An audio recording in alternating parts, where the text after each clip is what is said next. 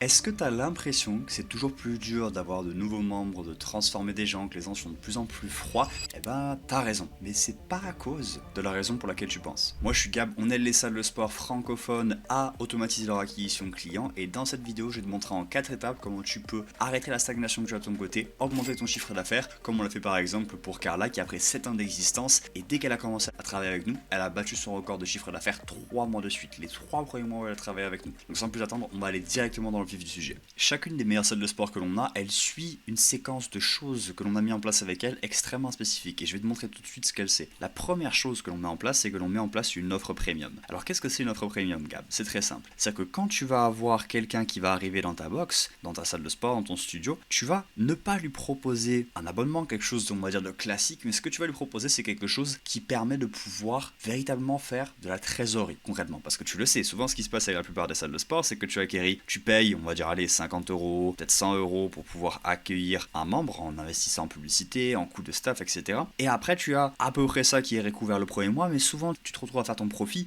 au mois 2 ou 3, après qu'il y ait eu plusieurs récurrences de l'abonnement de cette personne-là qui ait été accumulé. Et donc là, nous ce que l'on fait, c'est qu'on a un modèle assez original qui vient de nos clients que l'on a implémenté aux States, et c'est l'une des raisons pour lesquelles nos salles fonctionnent mieux que la salle française moyenne, c'est parce qu'on implémente des systèmes qui ont déjà été prouvés dans d'autres pays, qui ont déjà 10 ans d'avance sur nous. Donc c'est un petit peu ce qui va se passer dans le marché français, mais on sait où ça va, donc on sait comment le régler dès maintenant. Et donc dans le cas de CrossFit Castéo que je t'ai montré, c'est simple. Ce qu'ils ont en place, eux, c'est une offre dans mes souvenirs qui est à 315 euros. Et on a d'autres clients qui vendent des offres, j'en ai un en tête par exemple qui en a une à 427, j'en ai d'autres qui les vendent à 600. Donc l'idée c'est que tu sois entre 300 et 600 euros et que tu vendes une offre premium qui te permet d'avoir plusieurs choses. La première, c'est d'avoir quelque chose qui te permet d'avoir des meilleurs retours sur ta publicité. Qu'est-ce que je veux dire par là? Si jamais tu as une offre plus intéressante, que tu peux facturer plus cher, bien sûr c'est parce que tu as quelque chose d'assez intéressant dedans. Et l'idée c'est que quand tu crées cette offre, tu la designes pour deux choses. Un, pour que bien sûr tu fasses le plus de trésor possible, mais deux, pour aussi s'assurer que tu puisses avoir des meilleurs retours sur ta publicité que possible. Dans le sens où tu vas avoir quelque chose de plus attrayant, plus intéressant, qui du coup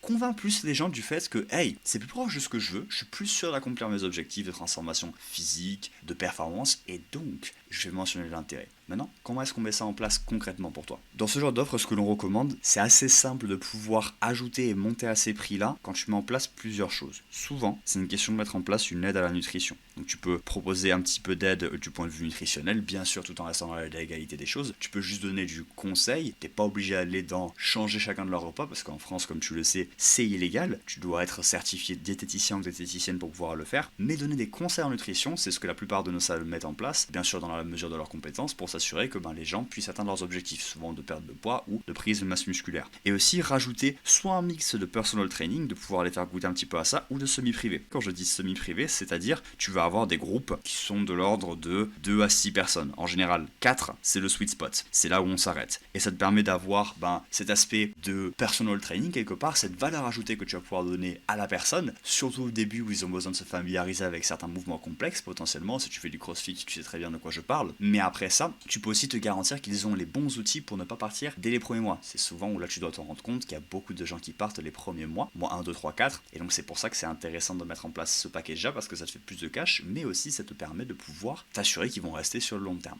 Donc après, qu'est-ce que l'on met en place? Quand tu as une offre comme ça, ce qu'il te faut après, c'est des moyens de générer de nouveaux membres. Un moyen d'acquisition, plusieurs moyens d'acquisition à vrai dire, que je vais te montrer dans quelques instants, qui soient stables et efficaces pour pouvoir te permettre de générer une croissance conséquente. Je vais te montrer quelques systèmes que l'on utilise avec nos clients pour que tu puisses avoir une idée exacte de ce qui marche aujourd'hui. Ici, tu as notre communauté où on donne accès à toutes les ressources pour que nos clients puissent réussir. Donc on a un système de vente qui marche très bien. C'est pas l'objectif de ce petit moment que je vais te parler, mais je te conseillerais d'avoir deux choses. D'avoir premièrement de la publicité sur Meta. Bien sûr, il faut qu'elle soit bien calibrée. J'ai fait déjà une vidéo sur cette chaîne YouTube où tu peux aller constater quel est le process exact que l'on met en place pour les publicités. Et je donne un peu plus de contexte ici par rapport à ta situation. Je mettrai ça en place combiné avec des méthodes d'acquisition avec de l'organique. Donc quand tu postes sur Instagram, tu fais de l'organique, mais il y a une manière intelligente de le faire et je vais te le mentionner dans quelques instants. Mais du coup, comment est-ce que l'on fait pour mettre en place tout ça? Si jamais j'étais à ta place et que l'objectif c'était de générer du cash, générer plus de membres, mais surtout de générer plus de profit, parce que ultimement tu veux des membres pour te faire de la trésor, pour te faire du profit. Comme on l'a vu, il faut cette offre-là au préalable. Mais si je voulais une croissance rapide, voici ce que je ferais. Donc j'aurais une campagne que je lancerai sur Meta en suivant les méthodes que l'on recommande. Tu pourras regarder cette autre vidéo là, je la mettrai à la fin de celle-ci pour que tu puisses avoir les ressources là-dessus. Mais je mettrai en fonction de la zone de chalandise chalandise que tu as, 300 à 600 euros minimum. Ça, c'est le minimum. Si jamais tu peux te permettre plus, tu auras plus de monde. En général, c'est là où on commence avec les salles qui se retrouvent un petit peu limitées par la trésor. C'est un peu le nerf de la guerre. Et après, tu peux augmenter, bien sûr. Je ferai donc entre ces deux-là. Là où je vais choisir entre 300 et 600, c'est simple. Si jamais dans ta zone de chalandise, quand tu vas paramétrer ta publicité, pas de souci, tu peux regarder l'autre vidéo encore une fois pour aller regarder ça, j'ai moins de 80 000 personnes dans ma zone de chalandise, donc je fais mon petit cercle, je regarde les gens qui peuvent venir, allez, imaginons, je mets un radius de 10 km et je vois qu'il y a moins de 80 000 personnes. Dans ces cas-là, je te recommande de partir avec 300 euros par mois. Pourquoi ? Parce que tu vas te retrouver très vite à épuiser ta zone de chalandise. Et si jamais tu mettais trop de budget dans ces zones-là, on l'a vu dans des salles de sport avec des tout petites zones de chalandise, des tout petits villages par exemple, qui n'ont pas grand monde, ben si tu mets 600 euros par mois direct, tu vas te tirer une balle dans le pied pour le futur. Tu vas avoir énormément de ventes pendant 2, 3, 4 semaines, et après tu auras beau essayer ce que tu veux, les publicités seront très dures à faire fonctionner par la suite. Donc je te déconseille de mettre trop de budget si jamais tu te retrouves avec une petite zone de chalandise. Maintenant, si tu as de quoi faire, bah écoute, bam, on y va, on part sur du 600 euros par mois, direct. Et après, bien sûr, comme je t'ai dit, tu peux augmenter. Ensuite, ce que je ferai, c'est que j'irai de suite optimiser le reste. Donc le reste, c'est quoi ? Quand tu vas mettre en place des publicités sur Meta, tu vas avoir beaucoup de visibilité. Tu vas avoir beaucoup de gens qui vont te découvrir, qui ne savaient pas que tu existais. Mais pas tout le monde est prêt à prendre l'action. Les publicités Meta, c'est parfait pour pouvoir capter les gens qui sont prêts maintenant à prendre action et qui se disent « Ah ben tiens, je vois un challenge transformation, je vois une offre intéressante, je vois quelque chose qui m'incite à prendre l'action, j'ai ce problème brûlant maintenant, je vais y aller. » Maintenant, il y a des gens qui sont ça a l'air intéressant, et pas pour tout de suite. Peut-être que, mettons là, voilà, on est en train de commencer la rentrée de septembre, alors à laquelle je te fais cette vidéo-là, c'est peut-être quelqu'un qui va être motivé pour janvier. Peut-être quelqu'un qui va être motivé plutôt pour, bah voilà, se préparer pour l'été, tu sais pas. Mais tu as capté leur attention. C'est pour ça qu'il faut que le reste, la suite que je vais montrer maintenant, doit être optimisé. Il faut que tu optimises après ton organique. L'organique, qu'est-ce que ça inclut dans ce que tu es en train de mentionner, Gabriel ? Deux parties particulièrement, où je dois prêter particulièrement de l'attention. Instagram, et je vais te montrer comment on l'optimise, et ton site web. Ces deux parties-là. Parce que tu vas avoir deux types de personnes. Si jamais tu fais une publicité, tu vas avoir des gens qui vont aller s'abonner sur ton Insta, te suivre un petit peu, voir ton contenu, et après, bam, passer à l'action. Autre type de personne, moi je suis plus comme ça, je vais sur le site internet, je vais regarder ce que la personne, elle propose, ce que la salle propose, et je fais ma décision basée sur ça. Et souvent, je vais mettre en place un rendez-vous sur le site internet. Moi, je suis plus ce genre de gars-là. Et donc, il faut que tu puisses avoir ça optimisé pour que, en fait, tu maximises les retours de la visibilité que te génère en bonus la publicité, au-delà des personnes qui vont directement venir de celle-ci. Donc maintenant, qu'est-ce que l'on va faire après pour pouvoir maximiser tout ça concrètement ? Sur Instagram, ce que je ferai, c'est que j'arrêterai de poster du contenu juste pour poster du contenu. J'éviterai de faire des trucs pour générer des vues. J'éviterai de faire des trucs qui vont juste générer de l'attention. Je veux quelque chose qui apporte une véritable valeur ajoutée et surtout qui traite les objections communes des prospects que tu vas avoir. Donc je veux les éduquer. Mettons par exemple faire du contenu qui va aider à montrer, écoute, comment t'entraîner sans te blesser pour éviter les blessures. Comment est-ce que tu peux perdre 5 kilos rapidement avec juste cette petite tactique. Et donc éduquer les prospects basés sur les objections que tu vas avoir, leurs objectifs, leurs goals, et aussi les problèmes qu'ils rencontrent, pour que tu puisses leur donner de la valeur, pour que le contenu résonne avec eux. Et après à la fin, ce que tu peux faire, un appel à l'action qui marche très bien sur le contenu organique, au lieu de juste le laisser là, tu peux avoir deux types d'appel à l'action, ce qu'on appelle un call to action en anglais. Ton call to action, ça peut être soit numéro 1, s'abonner, donc abonne-toi pour avoir plus de contenu comme celui-ci, c'est ce que l'on fait sur notre Instagram et les sites Instagram de nos salles de sport, ou alors ça peut être commente mot-clé, donc ça peut être commente WOD, commente n'importe quoi, pour que tu puisses recevoir telle ressource gratuite ou pour pouvoir réserver ta séance d'essai, quel que soit l'appel à l'action. Mais dans l'idée, ce que tu veux, c'est leur donner quelque chose qui les incentivise à commenter et après tu commences une conversation avec ça. Tu peux l'automatiser avec un logiciel qui s'appelle ManyChat. Si jamais tu sais pas encore une fois comment mettre ça en place, on a des ressources, ce sera premier lien dans la description ou ça sera dans les commentaires de cette vidéo, je vais te montrer rapidement à quoi ça ressemble, qui explique exactement comment mettre en place ces automatisations là. Donc là par exemple, quand on a mis en place ce système là, c'était sur pour CrossFit Take Control, on l'a amené juste avec ces stratégies d'optimisation Instagram, en un post on lui a amené 64 prospects. Donc super intéressant à mettre en place. Et aussi j'automatiserai par exemple envoyer des DM à tous les nouveaux followers, c'est aussi une stratégie que l'on donne, encore une fois c'est premier lien dans la description, c'est gratuit, t'as pas à paniquer, c'est gratuit à 100%, le but c'est que tu gagnes. Mais j'optimiserai ça parce que ça me permettrait d'avoir le plus de retours possible sur les publicités que je vais faire. Après, qu'est-ce que l'on met en place du côté du site web du coup ?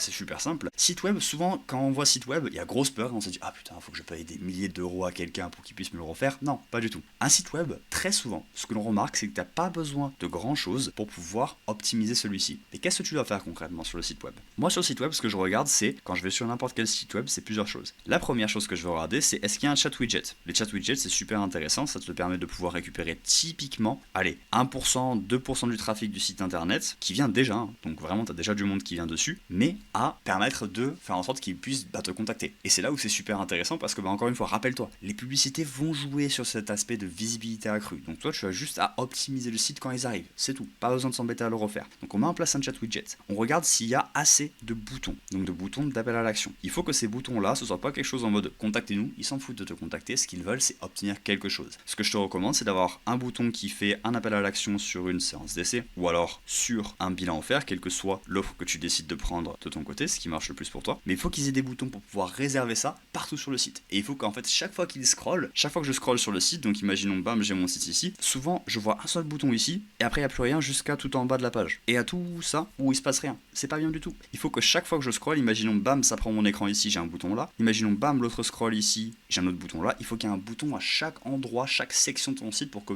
ils aient pas à rescroller en haut ou en bas pour pouvoir le retrouver. Et donc ce bouton là, qu'est-ce qu'il fait ce bouton? Il va rediriger sur un formulaire où tu captures d'abord leur information, donc ça va être nom, prénom, email, puis tu vas avoir le numéro de téléphone ici. Et c'est là où tu vas pouvoir récupérer leur information d'abord avant de booker le rendez-vous, parce qu'au pire des cas, s'ils ne bookent pas le rendez-vous, tu as déjà leur information, tu peux les contacter. Et on ira sur comment est-ce qu'on les contacte juste après. Mais ça, c'est déjà la base de la base. Et après, quand ils ont rentré ça, tu rediriges ça vers un calendrier avec ta disponibilité. Ils peuvent booker simplement leur disponibilité et mettre en place leur séance d'essai, leur bilan forme, quel qu'il soit, basé sur tes disponibilités sur la semaine, tout simplement. Et après ça, c'est tout bon. Là, tu as optimisé ton site internet. En général, c'est là où on s'arrête, on va pas plus loin que ça. Enfin, on peut aller plus loin que ça, mais en général, c'est les deux choses les plus simples, techniquement parlant, à mettre en place pour toi. Après ça, tu auras déjà des bons retours là-dessus. Moi, ce que je ferai après, et c'est la troisième chose, ça, on a une équipe de notre côté qui s'occupe de le faire pour nos salles de sport, mais de ton côté, si t'es solo et que tu veux avoir les meilleurs retours sur ça, là, t'as beaucoup de trafic qui va venir. Typiquement, quand on met ça en place, la salle de sport, elle peut générer aisément 10 membres en plus par mois. Maintenant, si tu veux passer de ça à 20 membres plus, sans avoir à mettre plus de budget publicitaire, la différence, elle est la suivante. C'est il te faut après avoir une cadence de suivi après. Donc il faut que quand la personne, elle arrive via site internet, Instagram, quel qu'il soit, il faut que tu aies ces principes-là et il faut que tu les suives. La vitesse, c'est super important. On a remarqué que quand tu appelais rapidement, donc quand tu mettais de la vitesse, si tu contactes les prospects dans les 5 minutes, après qu'ils aient lâché leur DM sur Insta, après qu'ils aient donné leur information sur la pub et que tu les appelles, par exemple, tu vas avoir une augmentation de 391%, donc c'est quasiment x4 sur le même trafic. C'est-à-dire, qu'est-ce que ça veut dire? Ça veut dire que si jamais tu faisais pas ça et que tu avais 10 ventes, en théorie avec ces stats-là, tu ferais maintenant 39,1 ventes. Et c'est là où c'est super puissant, juste en faisant ça. Donc la vitesse, c'est super important. Maintenant, on le sait tous, tu peux pas être sur ton téléphone H24 et guetter chaque truc. C'est pour ça que nous, on a une équipe qui fait ça pour nos salles. Mais ce que tu veux essayer de faire de ton côté, c'est au moins à 9h du matin, 1h de l'après-midi et à 6h du soir, tu les check. Nous, c'est ce que notre team elle fait, on appelle ça la règle du 9-1-6, et c'est tu check les inbox, tu check les nouveaux prospects 3 fois par jour, et ça te permet typiquement d'avoir assez de vitesse pour pouvoir gérer ce trafic-là. Le mieux, c'est dans les 5 minutes, mais encore une fois, voilà, on fait comme on peut. Après ça, on a une cadence de suivi assez simple. Quand on les appelle la première fois, on va les appeler 2 fois, on va les double dial, parce que comme ça,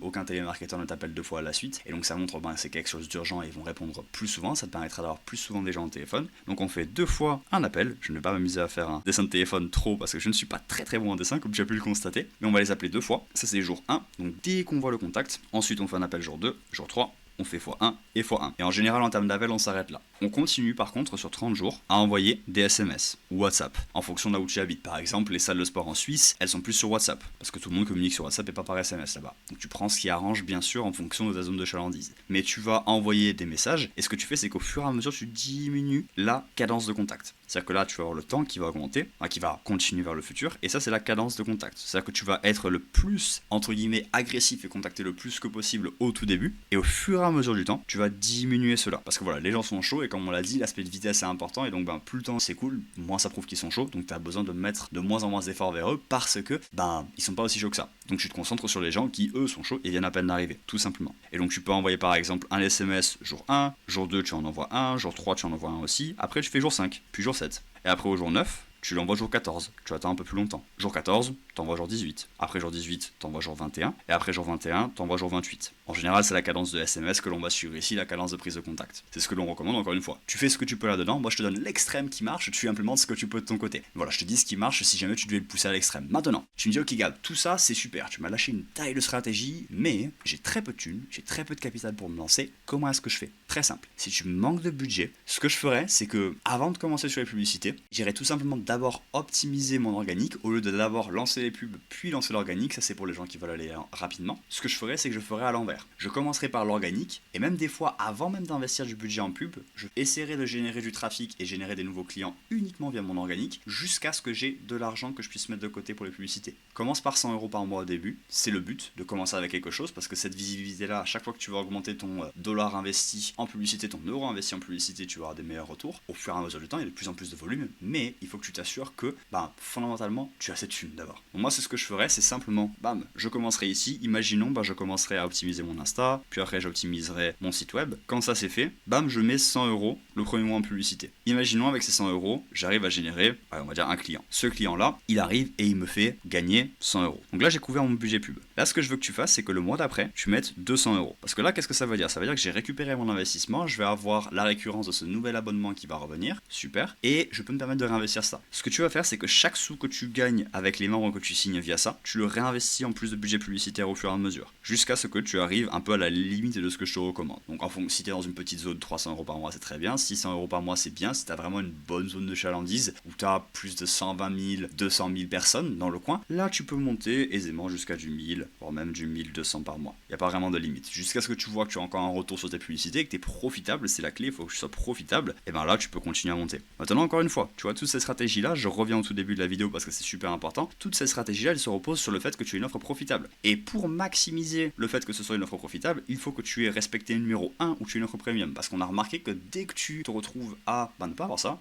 c'est là où ça commence à partir en cacahuète. Parce qu'une offre premium te permet de rester profitable quand tu continues à augmenter le budget publicitaire. Sinon, tu dois attendre 100 ans, t'es pas profitable sur la campagne. Et ce cercle de pouvoir réinvestir en budget publicitaire et en com, en fait, c'est là où ça devient très très compliqué, tout simplement. Après ça, il te faut un système de vente qui puisse te permettre de transformer le plus de ces personnes-là sur les abonnements les plus profitables pour toi. Je vais te montrer rapidement celui que l'on a. Encore une fois, c'est dans les ressources que tu peux avoir accès gratuitement dans la description. Mais on a un acronyme qui marche extrêmement bien sur un process de vente qui peut te permettre du coup de closer vachement plus de personnes. On appelle ça décider. Tu commences par définir leurs besoins. Hey, qu'est-ce qui t'amène? Pourquoi est-ce que tu as répondu à cette publicité? Qu'est-ce que je peux t'aider à résoudre? Quand tu détermines ça, tu aussi évalues leurs problèmes. Tu regardes qu'est-ce qu'ils ont essayé dans le passé, qu'est-ce qui les embête.